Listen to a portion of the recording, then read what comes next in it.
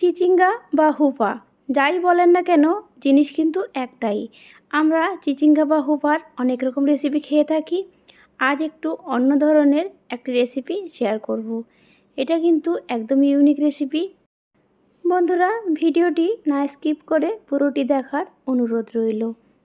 চিচিঙ্গা বা হুপা রান্না করার জন্য আমি এখানে 4টে চিচিঙ্গা নিয়েছি। প্রথমে দেখুন চিচিঙ্গার গায়ে যে হালকা লেয়ার থাকে খোসা, এইটা ভালোভাবে একটা ছুরির সাহায্যে চেঁচে নেব।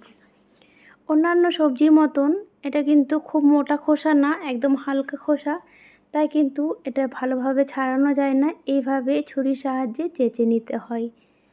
সবগুলো একইভাবে পরিষ্কার করে নেব। এখানে দেখুন সবগুলো চিচিঙ্গা পরিষ্কার করা হয়ে গেছে, তারপর ধুয়ে নিয়েছি। এবার দেখুন ধোয়ার পরে কিন্তু কাটলে চিচিঙ্গার ভেতরে জল চলে যাবে, তাই খোসা ছাড়ানোর পরে আমি ধুয়ে নিয়েছি। এবার দেখুন এইভাবে গোল গোল করে কেটে নেব।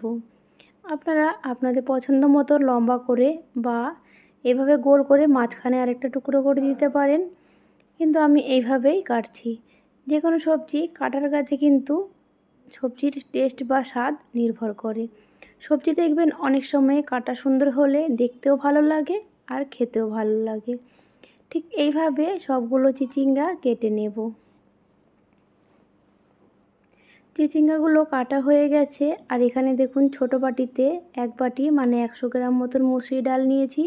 এই ডালটা দিয়ে আজকে আমি চিচিঙ্গাটা রান্না করব। প্রথমে ডালটা ধুয়ে নেব। ডাল ধুয়ে নিয়েছি, কড়াইতে জল দিয়ে দিলাম 1 গ্লাস পরিমাণে। এবার ধুয়ে রাখা ডাল দিয়ে দেব, ভালোভাবে সেদ্ধ করে নেব। তার জন্য আমি দেখুন এখানে নুন দিয়ে দিয়েছি, যাতে ডালটা তাড়াতাড়ি সেদ্ধ হয়ে যায়। ওপর থেকে দেখুন সাদা ফেনা হয়েছিল, সেইগুলো ফেলে দিয়েছি। এবার দেখুন ডালটা সেদ্ধ হয়ে গেছে। ডাল কিন্তু এর থেকে আর বেশি সেদ্ধ করব না। এবার ডালটা আমি সাইডে নামিয়ে রেখে দেব। সেদ্ধ ডালটা সাইডে নামিয়ে রেখে দিয়েছি। দেখুন কড়াইতে দিয়ে দিলাম পরিমাণ মতো সাদা তেল। এবার তেলের মধ্যে কেটে রাখা চিচিঙ্গা দিয়ে দিলাম। খুব ভালোভাবে ভাজা ভাজা করে নেব।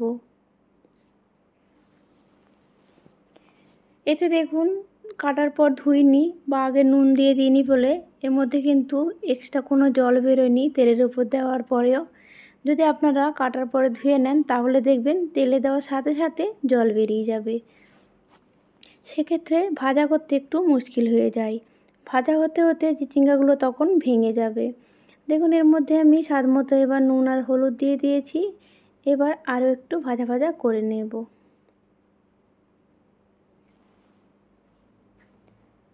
কিছুক্ষণ ভাজা ভাজা করে নেওয়ার পরে সেদ্ধ করে রাখা মুসুরি ডাল দিয়ে দিলাম, আর আমি সামান্য পরিমাণে জল দিয়ে দিলাম।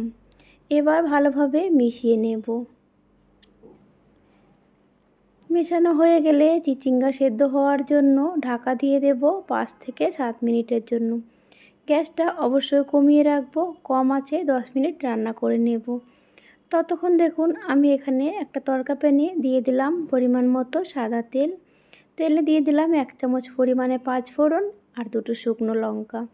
ভালোভাবে ভেজে নেব। 5 ফোড়ন শুকনো লঙ্কা ভাজা হয়ে গেছে। এবার দেখুন মিডিয়াম সাইজের একটা লম্বা করে কেটে রাখা পেঁয়াজ দিয়ে দিলাম। পেঁয়াজগুলো খুব ভালোভাবে ভাজা করে নেব। যেহেতু এটা চিচিঙ্গার মধ্যে তড়কা দেব, তাই কিন্তু পেঁয়াজটা ভালো করে ভাজতে হবে। পেঁয়াজটা দেখুন ভাজা হয়ে গেছে। এবারের মধ্যে 1 চামচ পরিমাণে কাশ্মীরি লাল লঙ্কার গুঁড়ো দিয়ে দিলাম।